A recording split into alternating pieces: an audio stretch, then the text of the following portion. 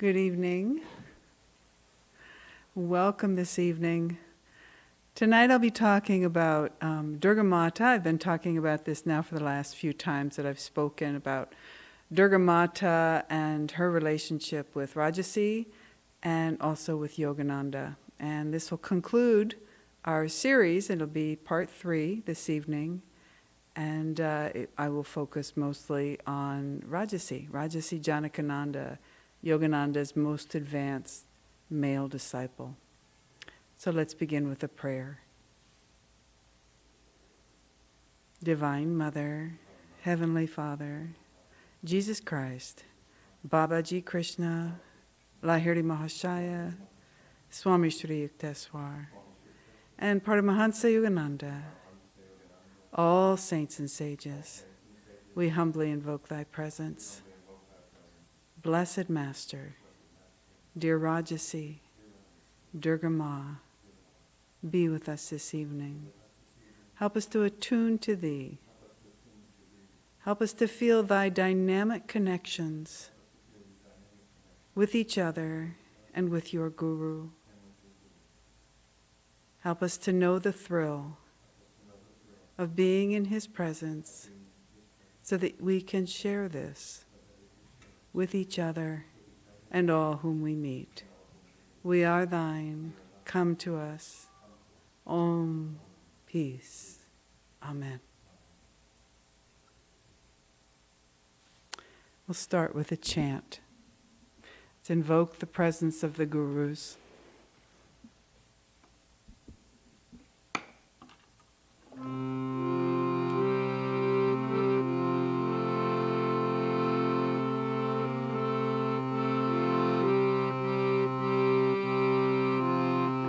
I will sing thy name, I will drink thy name, get all drunk, go with thy name. I will sing thy name, I will drink thy name, get all drunk, go with thy name. Om Christ, Om Christ, Om Christ, Om. Om Christ, Om Christ, Om Christ, Om. I will sing thy drink thy name, get all drunk, go with thy name. I will sing thy name, I will drink thy name, get all drunk, go with thy name. Om Babaji, Om Babaji, Om Babaji, Om. Om Babaji, Om Babaji, Om Babaji, Om.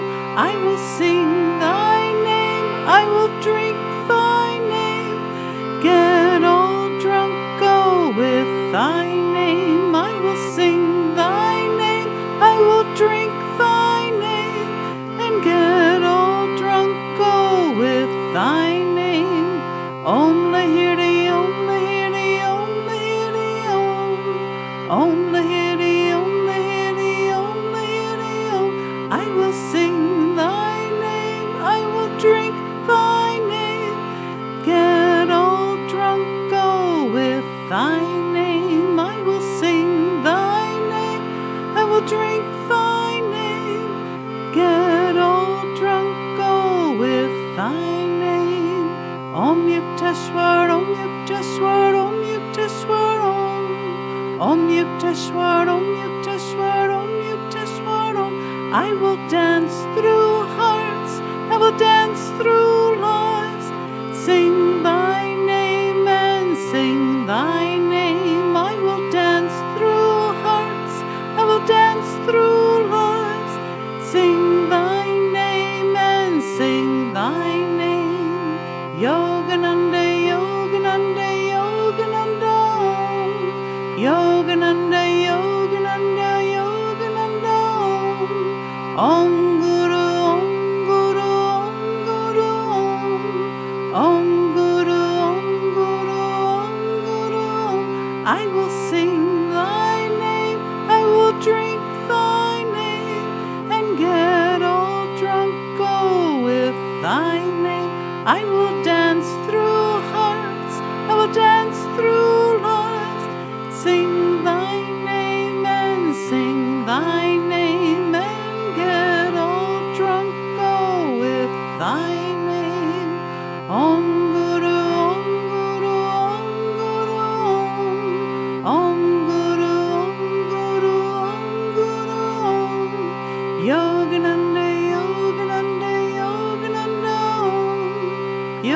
Yogananda, Yogananda, Yogananda, Om.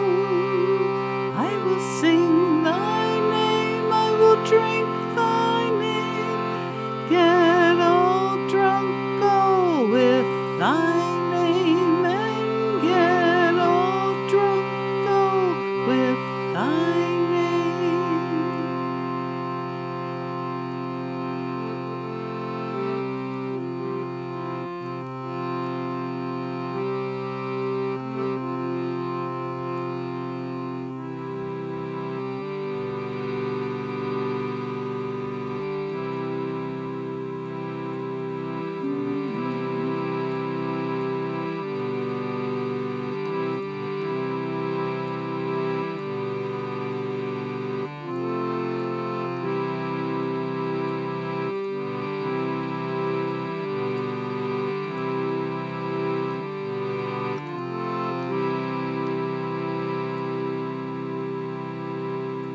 Full of bliss, giving joy transcendent, of higher knowledge, the abode, do all no more, clear as the heavens, known to all as thou art that. He is pure, permanent, unmoving, the everlasting seer of all, far, far beyond qualities and thought. Guru, Lord, I bow to thee. Guru, Lord, I bow to thee. Oh,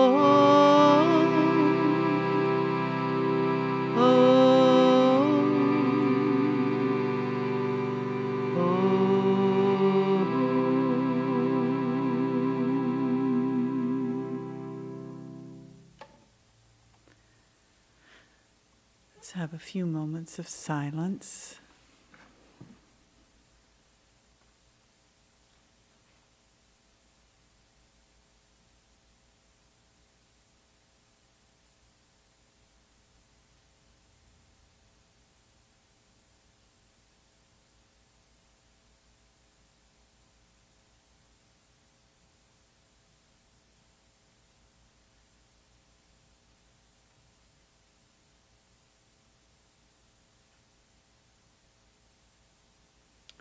Om, peace.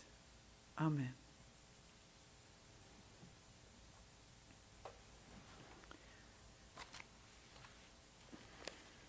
As I mentioned last week,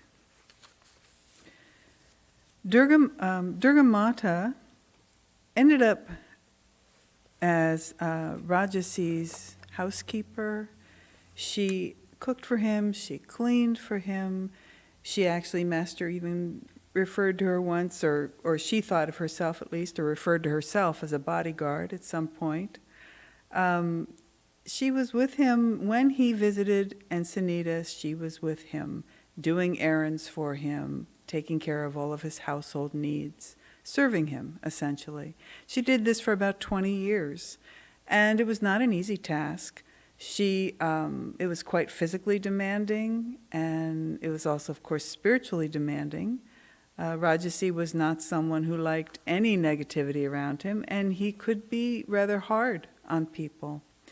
But nevertheless, she endured and came out of it with flying colors, and it's wonderful to hear the stories that she told and about Rajasi. And Rajasi was, as I'd mentioned, Yogananda's most advanced male disciple. And he was an absolutely extraordinary individual. He was born J.J. Lin, and his father was Jesse Lin. And Rajasi was named after one of his uncles as James, and after his father, Jesse. So he was James Jesse Lin. And his father was born in 1853 in Mississippi. His parents his father was blonde, Irish, good-looking man. He was Irish-Scotch. He had 2 wives. The first wife he had briefly, and she died of pneumonia. The second wife was named Salitha Archibald. And Salitha was a dark-eyed, vibrant Scotch girl, Scottish lassie. They rented a farm, and it was 1 log cabin. Sometimes I talk about this, and I feel like I'm talking about Abraham Lincoln. But indeed, they rented a cabin. It was 1 room. They called it 2 rooms, but there was no partition. So it was actually just 1 room. And in this cabin, they had together 6 children, Rajasi being the 4th. Salitha's parents were Archibalds, and they were the first pioneers in an area, in that area, and the town was named after them. Her parents owned 120 acres, and it was a self-sustaining farm. It provided a good living. There were 2 brothers that were left after the father died, after the grandfather died. There were 2 brothers left to care for the farm. And one was named Alec, and the other was named James, who apparently St. Lynn was named after. Alec actually took over the responsibility of the farm. He had a very deep fondness for St. Lynn. And James actually married and left and went off to seek his fortune. But Alan went ahead. He'd never married, and he took over the farm. And he eventually passed away, and his mother was still living. And so he then turned the farm over to Rajasi's parents. And they, along with the 6 children, moved into the house. And of course, they were excited about it because they had a much bigger house than they were used to. But they moved into the house, and they ended up taking over the farm for the grandmother, and they also took care of the grandmother. And they lived there until their parents' death, and it was which was in 1943, and for the mother, and in 1945 for their father. Rajasi was born May 5th in 1892, again in Archibald, Louisiana. Now, his sister spoke about him, and she said, well, Jimmy was more like a little girl than a boy. He never destroyed anything. Apparently, when Rajasi was a little boy, up until the age of 6, he wore a dress, and he had long, blonde, curly locks. And he sounded like extremely sensitive. So sensitive, and he said this of himself, that his brothers, if they got too rough, he would hide behind a tree. And if someone was hurt, he would cry with them. He ended up staying mostly with his mother in the house, and he had chores that he did on a daily basis. He was in charge of the fire, and he would milk 14 cows every day. He would do the dishes for after breakfast, the dishes after dinner, and he would churn butter. Now, the butter ended up being part of his mother, well, actually, it was her household finances. And it was good that she was thrifty because she didn't bring in a lot of income from it, but she brought in some.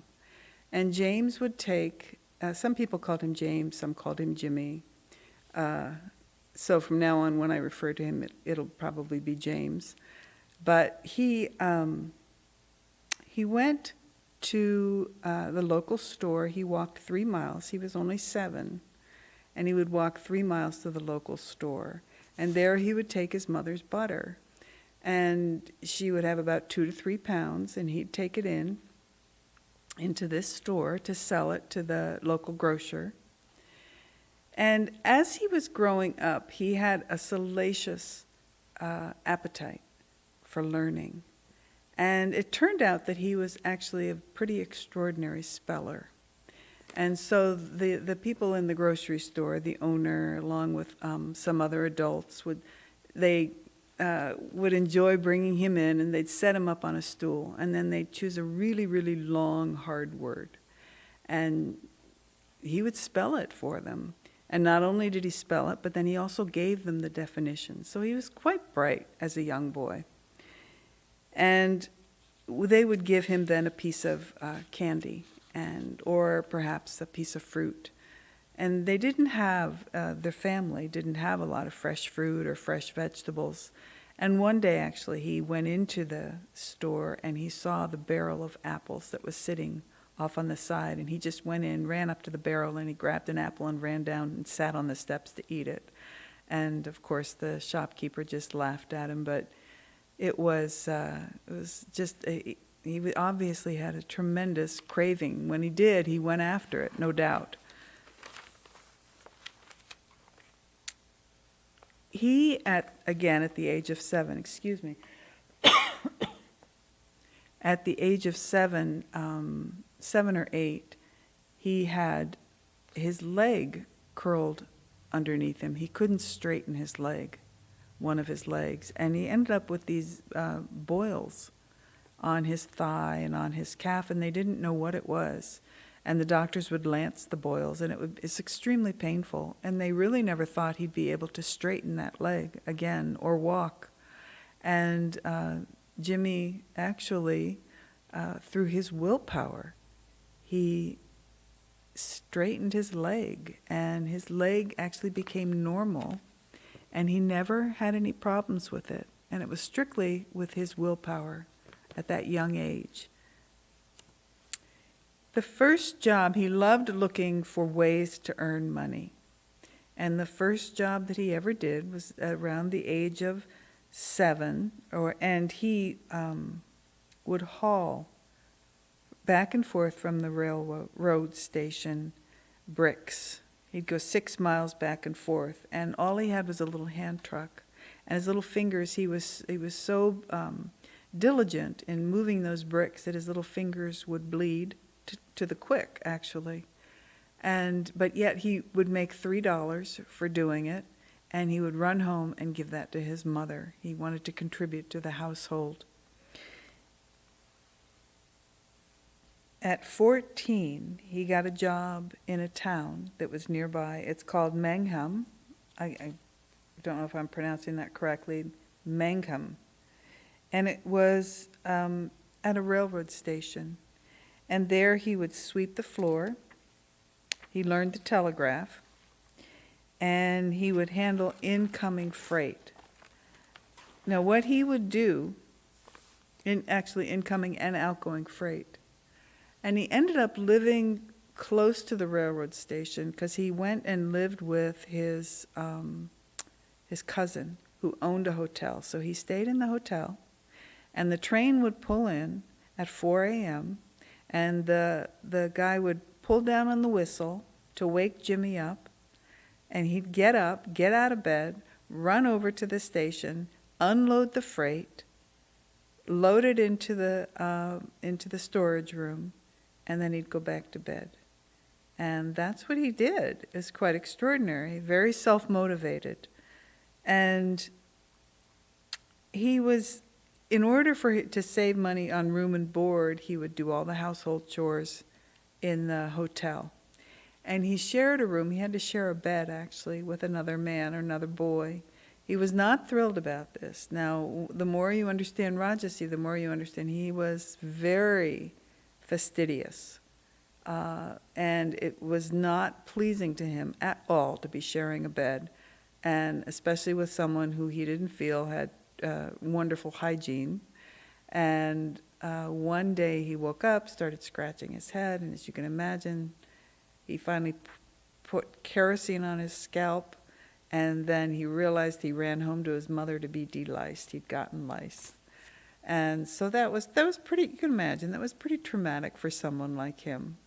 And when he got his first paycheck, he bought himself a suit.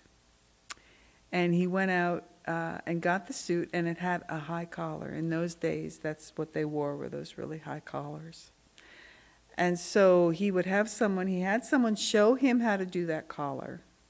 And then the first night, because he was afraid he was never going to be able to do it again, he slept with it. And then after that, he practiced it. He'd take it on and off for days on end until he finally got it. And Durga said that he must have developed a real aversion to anything around his neck, because then what he did was he just abhorred wearing ties, and he didn't like wearing turtlenecks either. He just didn't like anything that constricted his neck.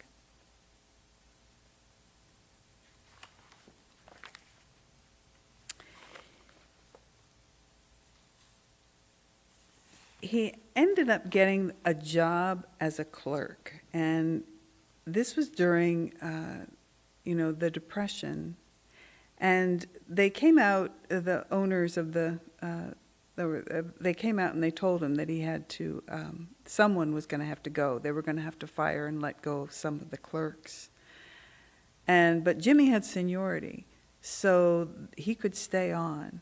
But because it was the Depression, and his brother Frank was married, and Jimmy was afraid, he realized that if Frank had to go, that was 2 mouths that needed to be fed instead of 1, that he should give the job over to Frank, and that's what he did. And there's an article that was written, and I can describe it. I won't be able to go completely into his tremendous rise to fortune, but I can just give you a flavor of what it was like. And this is an article that Durga published that was written, it appeared in the Kansas City Star magazine, and this was in 1924. And it says an 8-year-old boy worked in a cotton field in northern Louisiana one day in the summer of 1900. He was hot, he was tired, and he thought with longing of a swimming hole not far away which probably held its full complement of happy, splashing boys at that very moment. The boy wondered what his father and mother would say if he ran down to the swimming hole for a while. He wouldn't be gone long, and he imagined with boyish optimism that he could work all the better when he got back. He might ask his mother, he considered. He glanced toward a little farmhouse not far away to see if she was in sight, and then he started off, but he stopped abruptly, and his face took on a serious look. How hard-pressed the family was to make ends meet, the boy knew. He knew also that his father needed the cotton gathered, and that if anything happened to prevent the family getting every cent of money, it could, from the ultimate yield, it would mean harder times than ever. Less food on the table for his parents and his 5 sisters and brothers. I'd better stay on the job, I guess the boy said to himself with a little sigh of regret. Maybe a time will come when I can go swimming any old time I want to. Well, that time has come, and it is only 24 years since the boy stood in the Louisiana cotton field and envied his companions in the old swimming hole not half a mile away. Today, the boy sits in a handsome private office on the 3rd floor of the R.A. Long building and directs the destinies of a concern that does a business of $3 million a year. He owns in Kansas City real estate, the entire area on the south side that is bounded by 64th Street on the north, Mayor Boulevard on the south, Michigan Avenue on the west, and Olive Street on the east. His name is James Jesse Lynn, and he is general manager of the U.S. Epperson Underwriting Company. Needless to say, Mr. Lynn goes swimming these days whenever he desires, because he happens to have a swimming pool of his own at his home.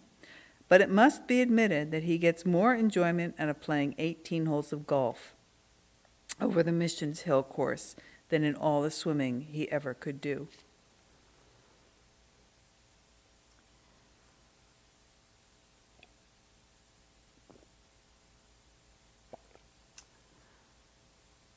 So this was Jimmy at age 32. $3 million, that was the company that he oversaw.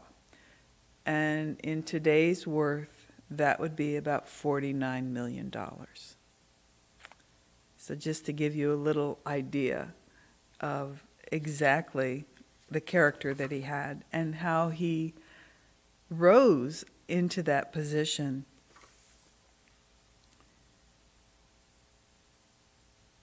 He became an accountant. He also studied law. He was actually quite brilliant. And he was very loyal to people who helped him along the way. He would provide opportunities for some of the people that helped him for their children and so forth. Rajasi married a woman named Frida, Frida Pell, I think her name is. Frida Prill. And he met her on a blind date.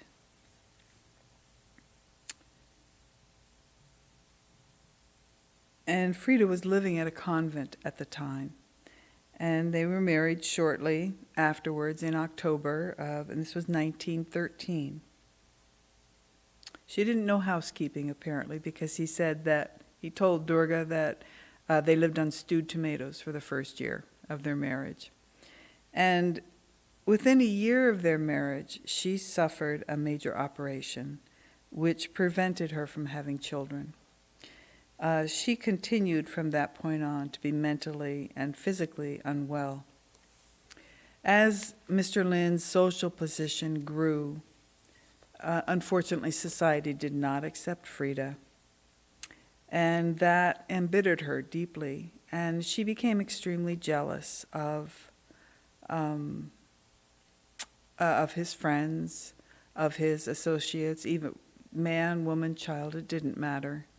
And he became very embarrassed by her actions. She would have violent fits of jealousy, and it would cause him a lot of mental anguish.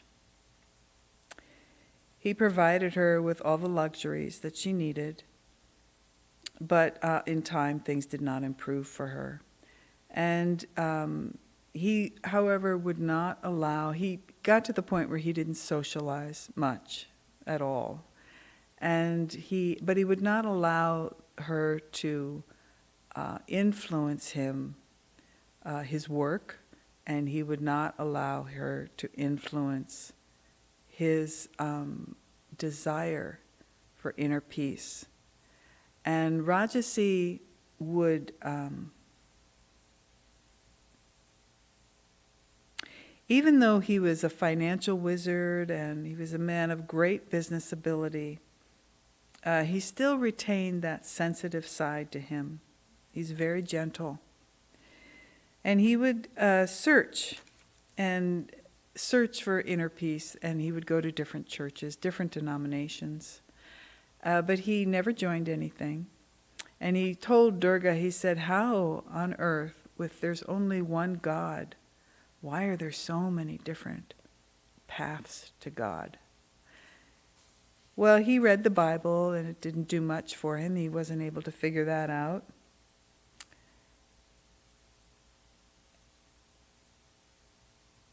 And as he was searching, we find later, for his guru, Yogananda, he met a man who was a Hindu, and his name was Dr. Gyani.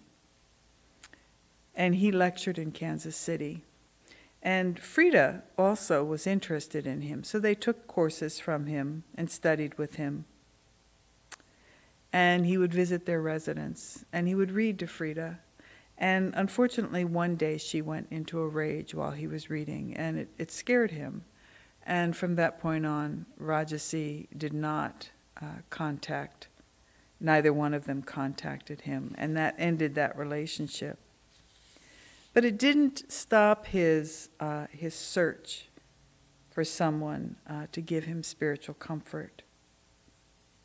And we'll talk about his relationship with Master, but first Chaitanya is going to sing a song for us.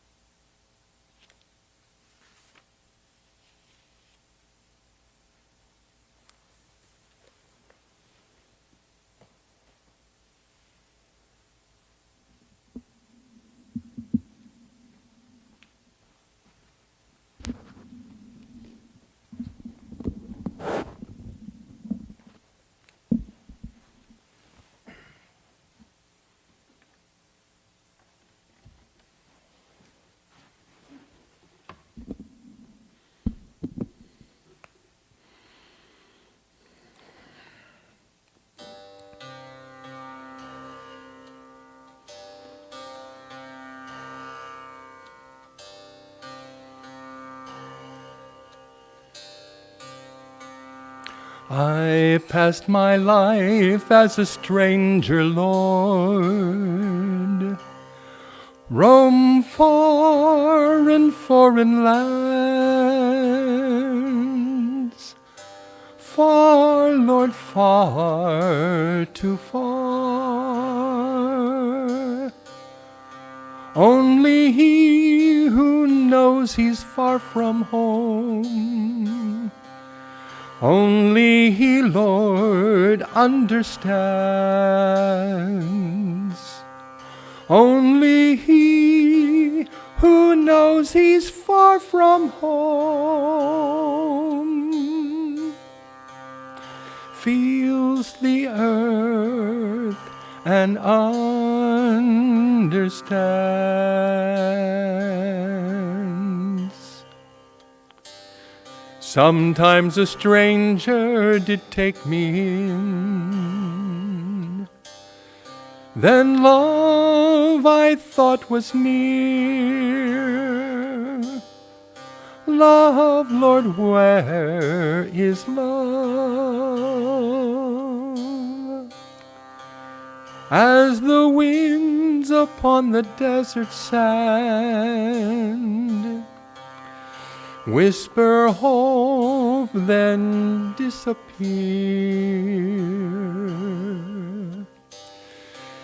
As soft winds breathe on the desert sand,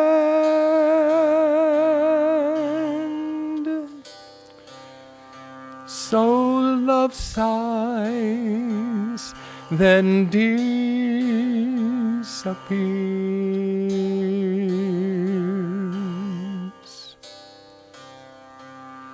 Sometimes a child laughed and I did pause, and dreamed of joys at home.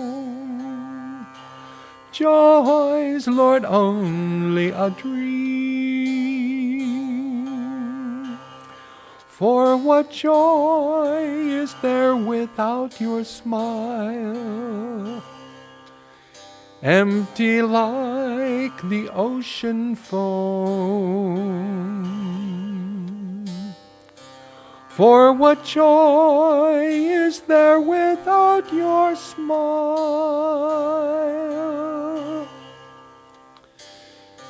You're the sea, all else is foam.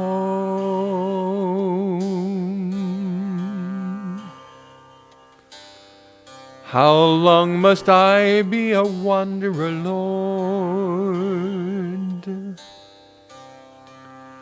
You know where I belong.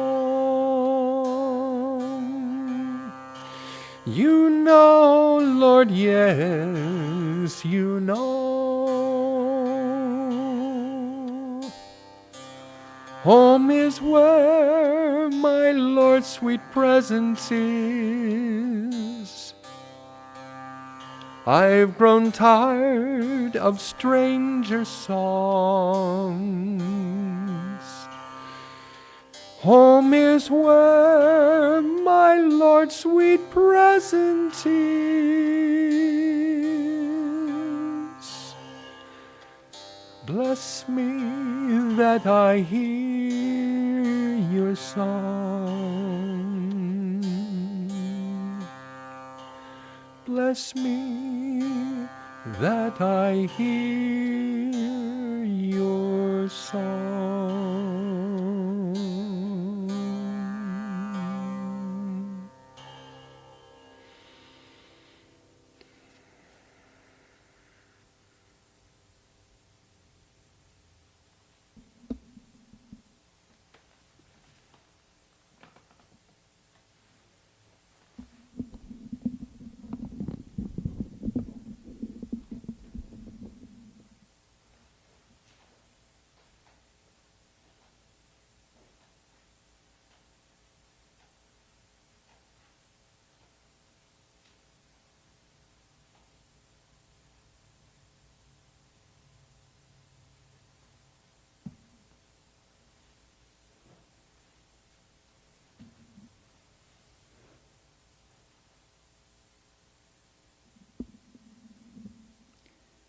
Let's meditate for a few moments.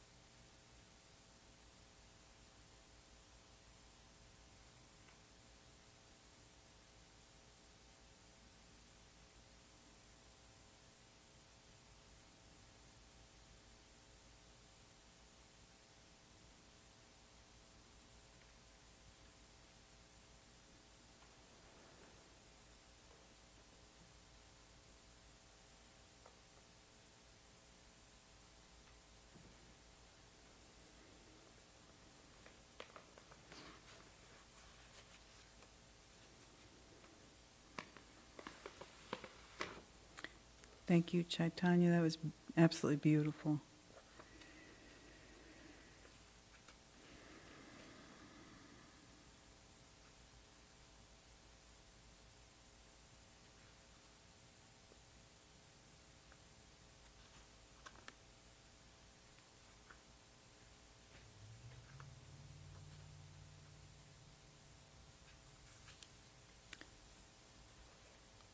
I'm going to read to you Rajasi's first meeting with Master. In the middle of January 1932, I was driving to my office as usual, but on the way I saw a large billboard with the picture of Master. I thought, what a striking woman. And later I saw advertised in the newspapers a Hindu by the name of Swami Yogananda, who was giving lectures in town. I immediately had an inner urge to go and hear him. The first night, Frida opposed my going. But the second night, I made up my mind, whether she objected or not, I was going to attend those lectures. She would not let me go alone, so she and her friend accompanied me. We heard all his lectures and took his classes. And it wasn't until after I had seen Master a few times on the platform did I realize that the woman's picture that I had seen on the billboard and the saint that stood before me were one and the same person. I couldn't sit or keep my body, and especially my hands still, not even for a moment.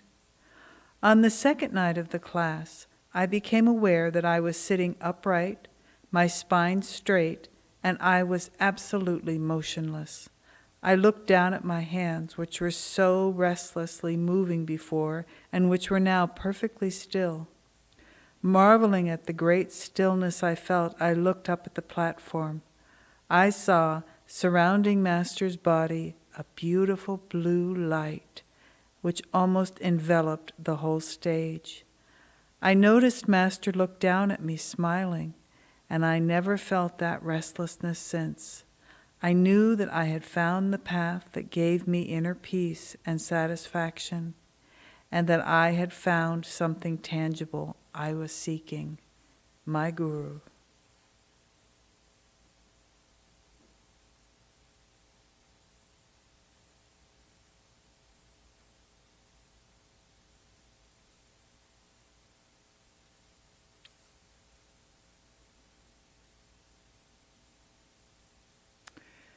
Doctor, when Saint Lin was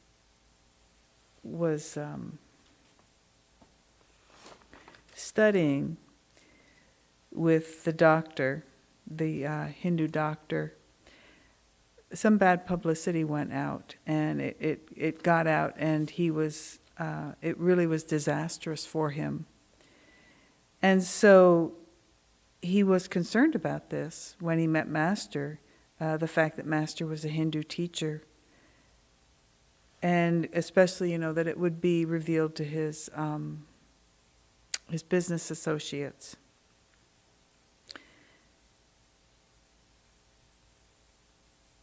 And so he was afraid that it would interfere with his business, and that would all interfere with his divine association with his Guru. So he put the problem before Master. And Master encouraged him silently to follow him, but not to mention his name audibly, and that he would do everything in his power to protect Saint Lin's secrecy and his position. He said, Saint Lin is in business for God, and nothing must come between his accomplishing his mission on earth. When Master and Rajasi met, Rajasi accepted Master unconditionally as a Christ-realized Master and as his Guru. And Yogananda felt that he had met someone who he had prayed for to Divine Mother, which was a divine friend to come in and help him with his work for Divine Mother. And that's what he saw in Rajasi. And their relationship was very deep right from the beginning. And it wasn't until, was it 1952, which is after Master passed, that it came out publicly that Rajasi had given $1 million to SRF. And Frida got wind of it, and she just went nuts about it. And his nephew, Eugene, came and told him about it. And at that point, Rajasi thought, that's it. He was done. And he would not go back to Kansas again. And he actually took care of Frida financially. But his nephew, Eugene, ended up becoming kind of her caretaker. And he would report to Rajasi frequently. And he would often talk about the tongue lashings that she would give him. It had actually gotten to the point where Rajasi couldn't even keep anyone in the house to take care of her because she was so hard on the people. She became bedridden at one point, and she was so harsh with the people that ended up caring for her that he used to have to talk to them and try to coerce them into staying on. And the reason that they stayed on was because he was such a lovely man, such a nice man.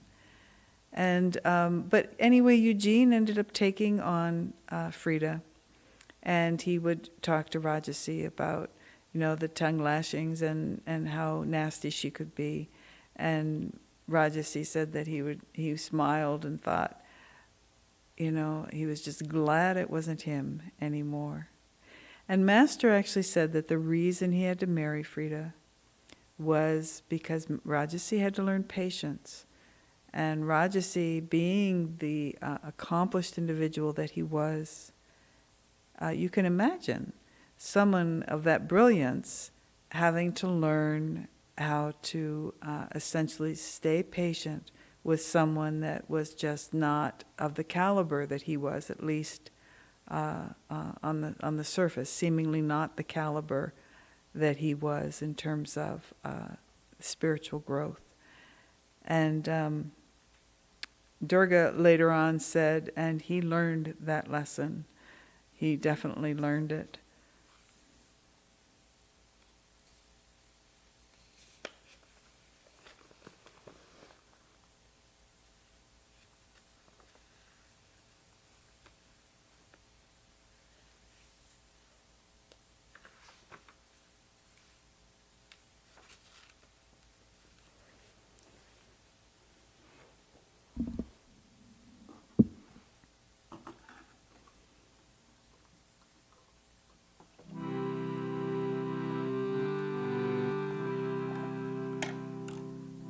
Nothing on earth can hold me. Rise on my soul in freedom. Nothing on earth can hold me. Rise on my soul in freedom. Rise on my soul in freedom. Nothing to fear anymore. Rise on my soul in freedom. Nothing to fear anymore.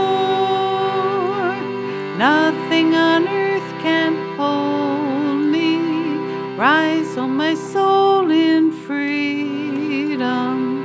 Nothing on earth can hold me. Rise on my soul in freedom.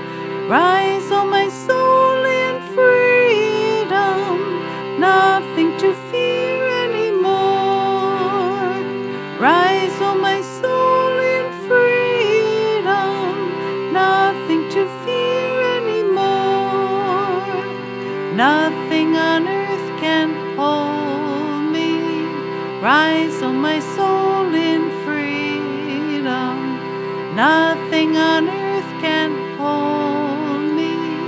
Rise, O my soul, in freedom. Rise, O my soul, in freedom. Nothing to fear anymore. Rise, O my soul, in freedom. Nothing to fear anymore. Nothing on earth can hold me. Rise, O my soul, in freedom. Nothing on earth can hold me. Rise, O my soul, in freedom. Nothing on earth can hold me. Rise, O my soul, in freedom. Nothing on earth can hold me. Rise, O my soul, in freedom. Rise, O my soul, in freedom. Rise, O my soul, in freedom.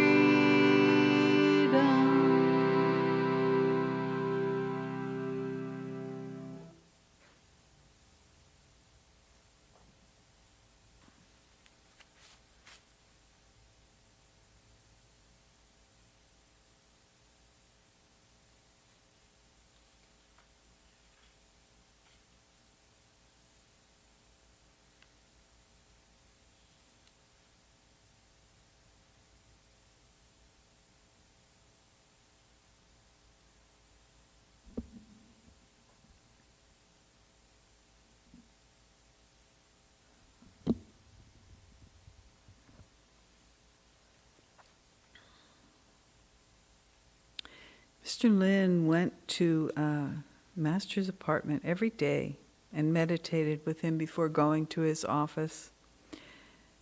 In one of those occasions, Master privately gave Mr. Lin Kriya. And Master touched Mr. Lin's forehead to show him the light.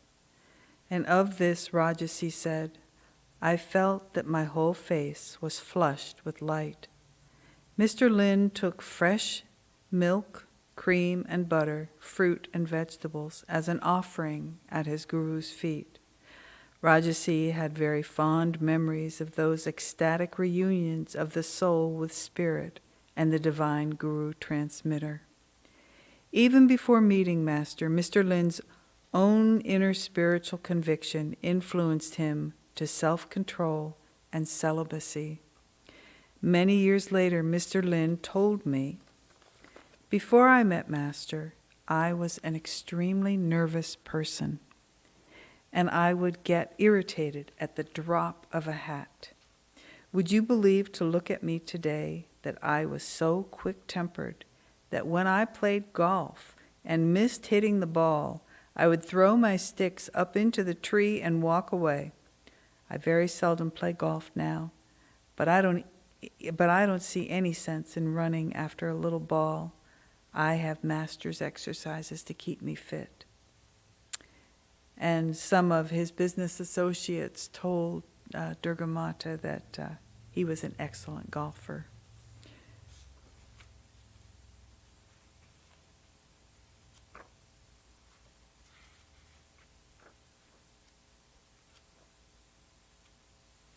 Rajasi was very generous, and Durga Mata said that he gave her plenty of cash to get things done with, and she said that she would give him an account of the expenditures, but he didn't like that.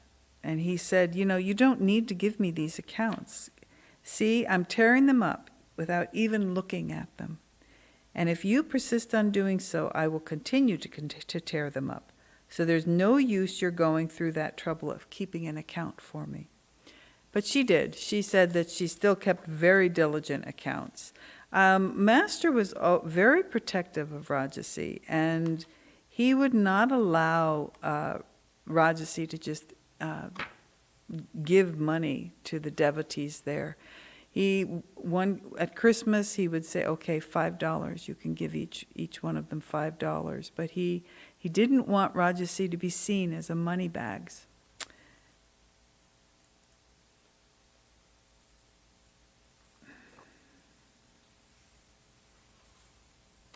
Rajasi had what Durga referred to as a business face.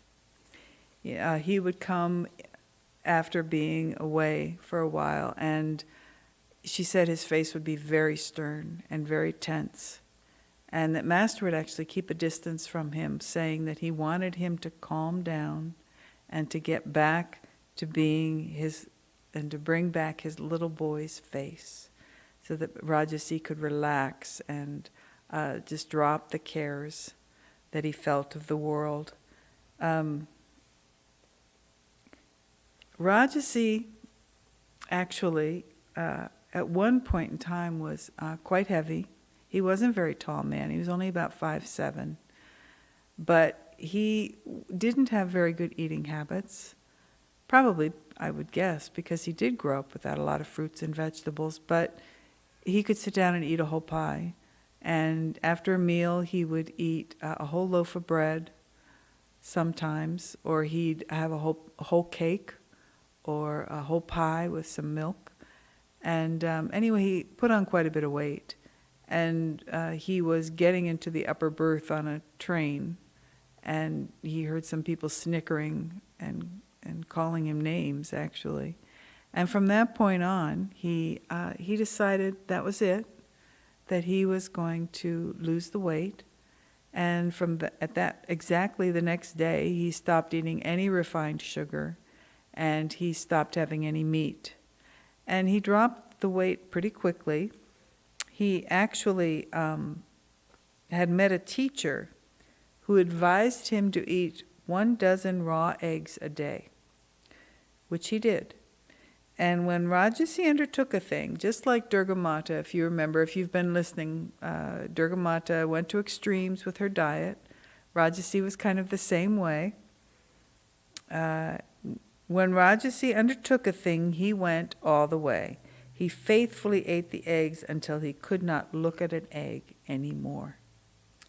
And for years he wouldn't touch an egg in any form. Only in the last year of his life did he eat 1 cooked egg a day. He lost the excess weight very quickly. He remained in the sun and the fresh air in his orchard and his spacious lawn until it was time to go to his office around 11 or noon. He had learned a few exercises, and he worked at them diligently, even in the winter months. He slept on a partially open porch. He often told me the story of how his maids looked when they had to go out on the porch to make his bed. He laughingly said they were so bundled with clothes that I couldn't see their faces. He rarely had colds. When he was overweight, he actually had colds a lot. He was sick a lot. He rarely had colds, and if he felt one coming on, he drank nothing but strained grapefruit juice. He said it would get rid of it in a few days. And although this method was contrary to Master's theory, he got the results that he sought. And I quote a letter from Master to Rajasi. I've always maintained that grapefruit cuts phlegm, but only at a later stage of the cold.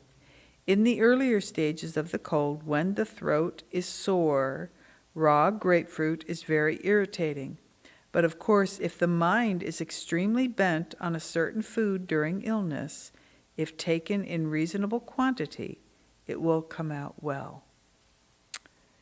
And Rajasi was also inclined to drink more liquids than solid food, and Master wrote this: "It is best not to drink too many liquids. While they vitalize and chemicalize the body, they will lessen the peristaltic actions of your stomach and your intestines. And when solid food goes into the stomach and the intestines, the peristaltic muscles get busy and wrestle with the food, trying to digest it. But if only liquids are put in the stomach, it does not struggle as much.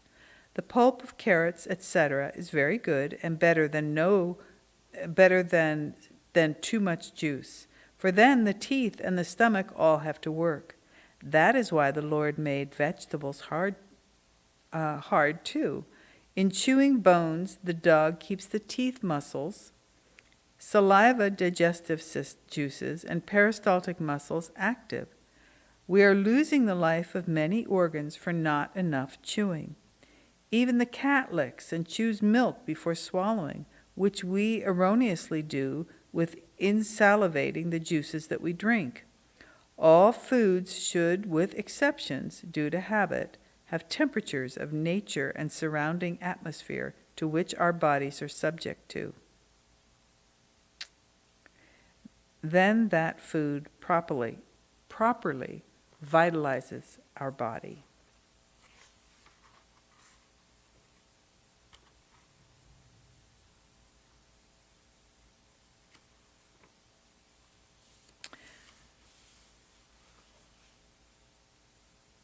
The first thing after his morning exercises, if Rajasi citrus fruits were in season, which Rajasi was quite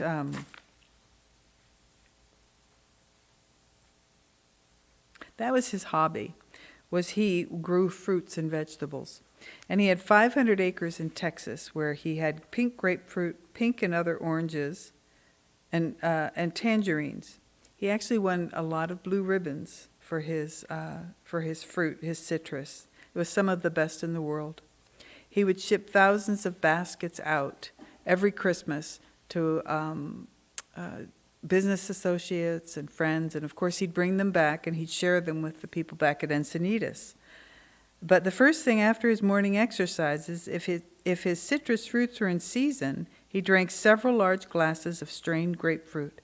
And when I asked him why he drank this juice strained, he explained that if all the cells of the grapefruit had not burst in the process of juicing, that the whole cell in the stomach did not digest. Still later, he drank several glasses of orange juice, and this with the pulp. In other seasons, he had melons. He would take 1 hour and a half to eat half of a watermelon, cut lengthwise. He only chewed the juice out of the watermelon and expectorated the pulp. I asked him why he did not swallow the pulp, too. He answered, "Watermelon is a very cleansing fruit, and some people can't take too much of it." And after a short time, when the watermelon had been done its cleansing process in the stomach, he would voluntarily expectorate the watermelon. Rajasi had this amazing ability. It was a yogic ability from many lifetimes past, where he could isolate in his stomach a food that was upsetting him, that was disturbing his digestion. He could isolate that food and get rid of it. And Master said that was a yogic technique that he obviously had learned many, many lifetimes ago. It wasn't that he didn't try to get rid of all of the food. He would just isolate that particular one that was irritating him. Quite extraordinary.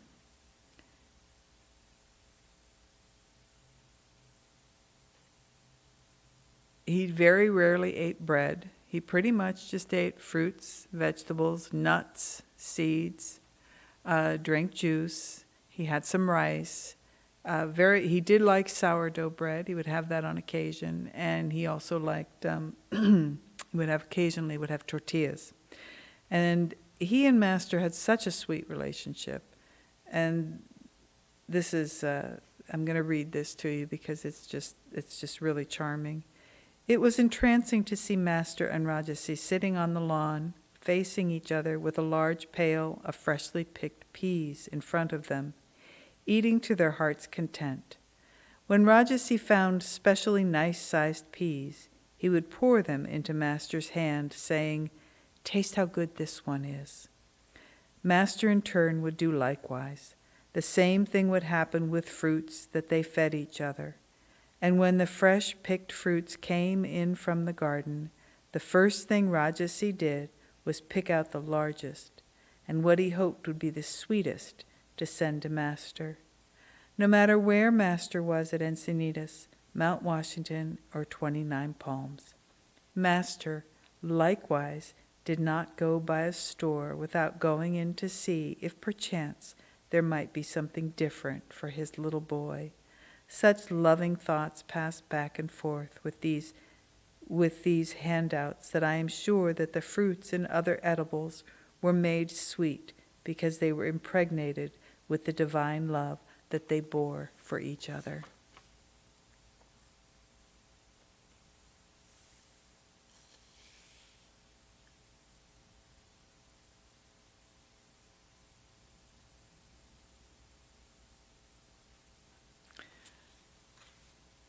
Apparently, Rajasi loved music, and when he would have a particularly good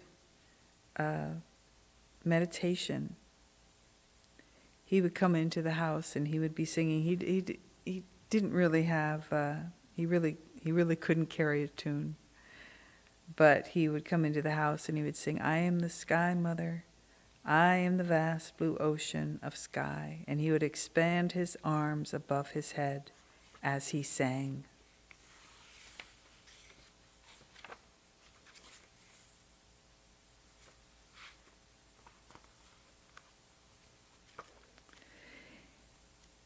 In his later years, Master was always very concerned about Rajasi. I think I mentioned that earlier. And when Rajasi would exercise, what he would do is he would go down at the ocean. Master would not allow him to carry heavy things. He said he meditated. He didn't allow him to carry heavy things, and he didn't allow him to do a lot of exercise, because he said he meditated too deeply, and it would destroy his bliss. So Rajasi would go out into the ocean, and Durga would have to go with him, as Master called her, his bodyguard. And she would go down, and Rajasi would just float in the ocean. And the reason she had to go was because Master was concerned that people would follow Rajasi who wanted money.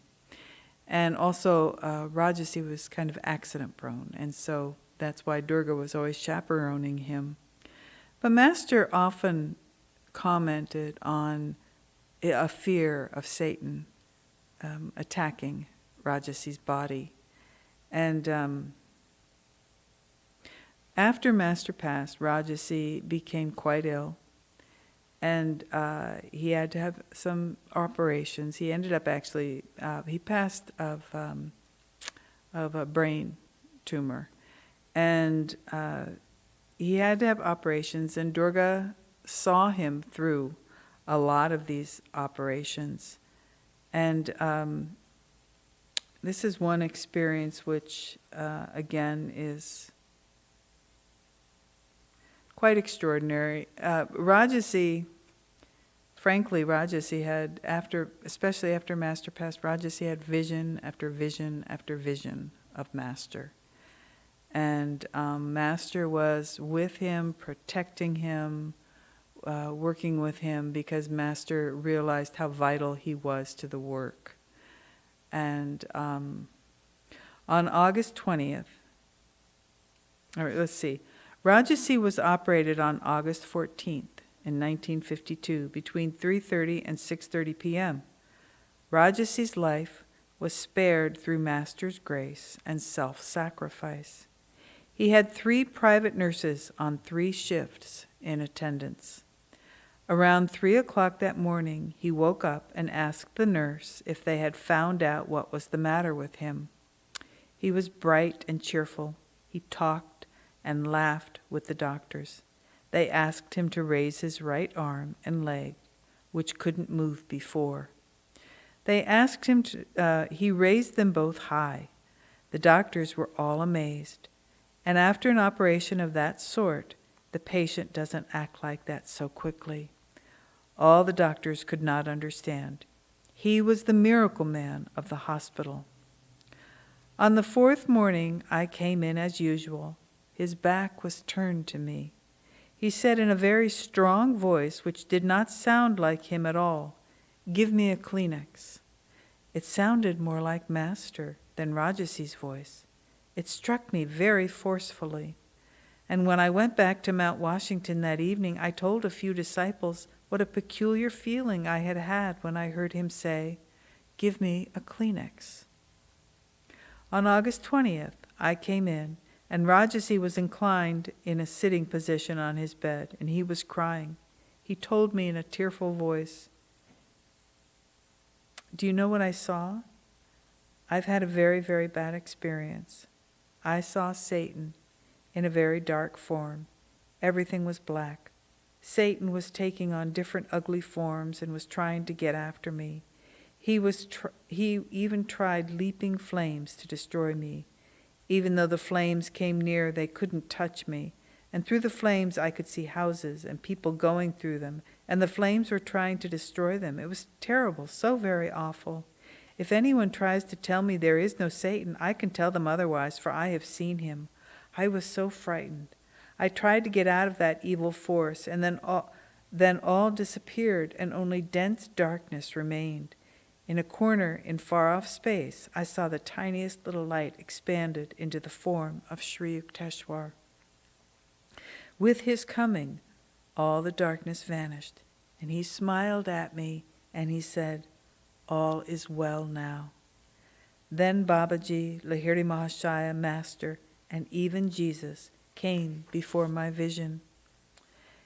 Hence, Master's prophecy at that time, Rajasi was repeating the mantra in Master's ear, "I shall come back into your body." He did come back, and he occupied Rajasi's body from August 13th to the 20th in 1952. It was Master who was talking, moving his limbs, and it was also Master who asked me for a Kleenex. Several days after August 20th, Rajasi told me that he asked Master if he could tell us what had transpired at the time of his operation, and for 7 days afterwards. And Master answered, "If you want to." And Rajasi said, Master stepped into my body and occupied it from the time of the operation, and for 7 days thereafter. I was in the ether out of my body, for I did die on that operating table, but Master brought me back by occupying my body during that crucial period. Master told a story about Swami Shankara and how he was one of India's greatest astrologers. And when he predicted an event, it would come to pass. A disciple of Babaji's went to see him, and Shankara told the disciple that on the 7th night he would die by lightning. Well, this disciple went and he told Babaji, and Babaji said, "Sit by me, sleep by me on this bed tonight." And he did. And he had dreams that night of lightning all around him. Well, on the 8th, Shankara had said to the disciple, I completely left a spot out, which is that Babaji told him to go back to Shankara and tell him that he would not be leaving the body. And the disciple said, "Well, if you don't leave the body, then I will take all of my astrology and I will throw it into the Ganges, and I will follow your guru." And so that's when the disciple then went to Babaji, and he said and Babaji said, "Go ahead and sleep next to me." And then he had that dream about the lightning dancing all around him. And Babaji, the next day, the man, it was the 8th day, and he was told he was going to leave on the 7th. It was the 8th day, and he went back to Babaji or back to Shankara. And Shankara, of course, surprised to see him, and true to his word, took all of his astrology documents and he threw them in the river. And he went to Babaji, and Babaji said, "Well," he said, "you predicted that he would die, but I went into his body, and I ended up taking on the karma." And he said, "And I wasn't supposed to die." And that's how Master said he was able to do what he did, that a great Master could do what he did in terms of protecting a disciple.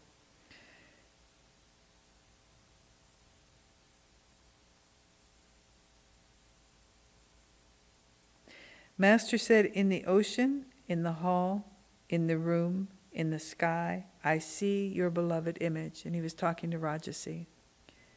what joy you have brought to this work and to me. Though you expect no reward in heaven, I shall give you infinite wealth and blessing and unending joy on earth. Every day, half of my meditation I install to your astral storehouse. Lots of astral riches are being stored for you. You will need them in the long, long journey when, for a time, we will apparently part, and yet I will watch over you all the time. You will be longer here on earth than I, and I will remain until my work is finished. You have greatly helped to work out my destined task. It says, when all will seem dark and still you go on doing and working for her, she will herself come to your rescue. Every day after Rajasi went into the hospital, he had some new vision to tell Durga. And he often said, you don't know how much Master is aware of you all. Or Master is more with you than he ever was, which kept us encouraged, she said, and brought him closer to our physical minds. I quote some of the visions that Rajasi had while he was in the hospital between August 20th and September 22nd. And Rajasi said, I see Sri Yukteswar a lot. When I ask him, don't you see Master too? He answered, he comes too, but Sri Yukteswarji sent Master somewhere to do something. One morning, when I came to his room, he asked me, do you know I saw Sri Yukteswarji holding little Master's head on his lap and petting him like a little boy? And Master was so happy. He looked up at Sri Yukteswar with those big eyes and with such love. Looking at them both, I melted in Master's joy. And there we were both in Sri Yukteswarji's lap. I have not seen that darkness again. It was like I fell off, and now only Master remains. Whatever I say or whatever I do, it is Master who is saying it. It is not me. I don't feel myself anymore. Just Master all the time. Is it he who is blessing? It is he who is talking. It is he who is walking. Everything is Master, little Master, everywhere. And even though you do not see Master, Rajasi was telling a group of us, Master is very much aware of you all.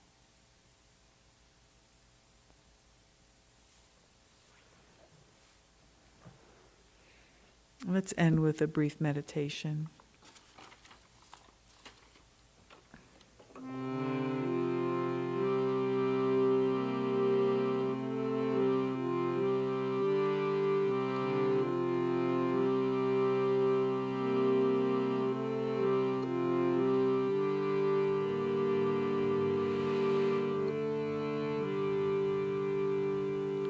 Door of my heart, open wide I keep for thee.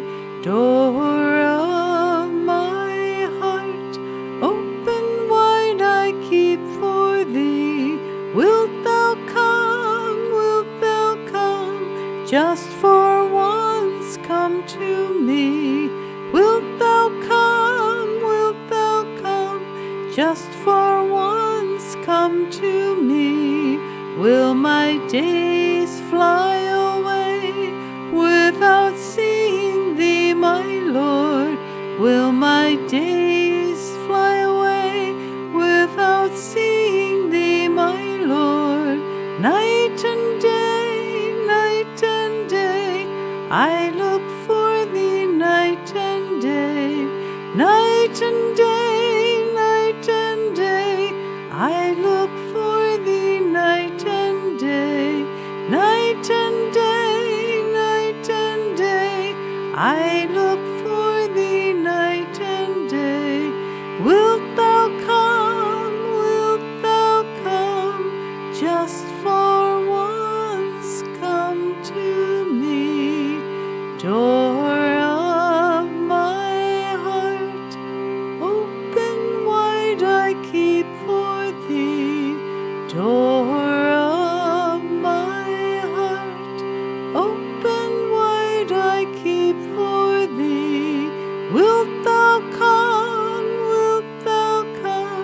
just for once come to me.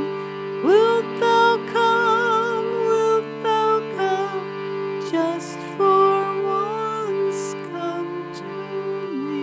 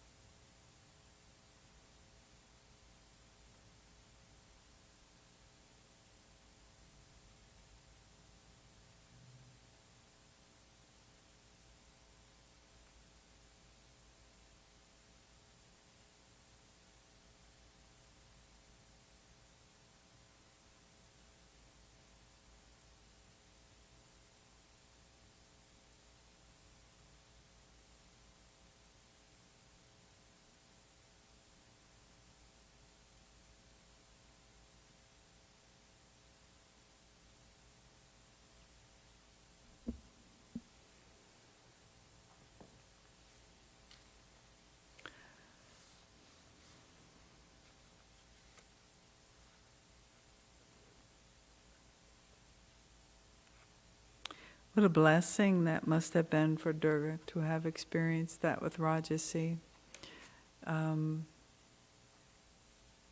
Swami Kriyananda was quite extraordinary, actually, and I know when I saw him in India close to the end of his life, you could look in his eyes, and there was an interesting gaze that he had. It was as if Master possessed him towards the end of his life, at least in my mind.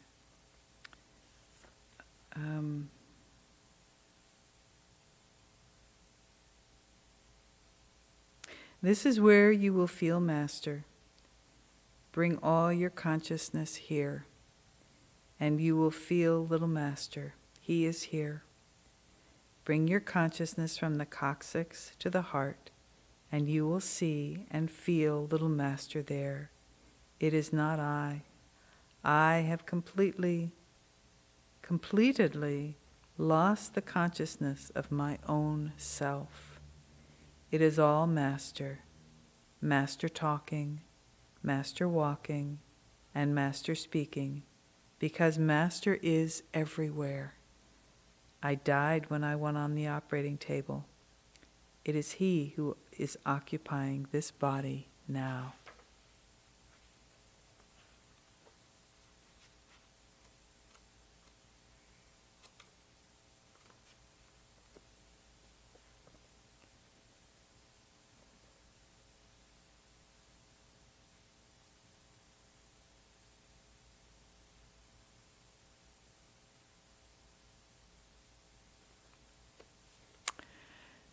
So let's end with a prayer.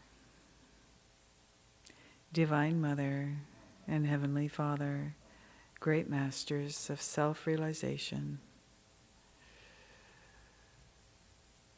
blessed saints and sages, those who have gone before us have been our wonderful examples of devotion, of will, of bliss. Thank you for your effort. May we always be grateful and mindful of your presence always within and without. We are thine. May thy love shine forever on the sanctuary of our devotion, and may we be able to awaken thy love in all hearts. Om Peace. Amen.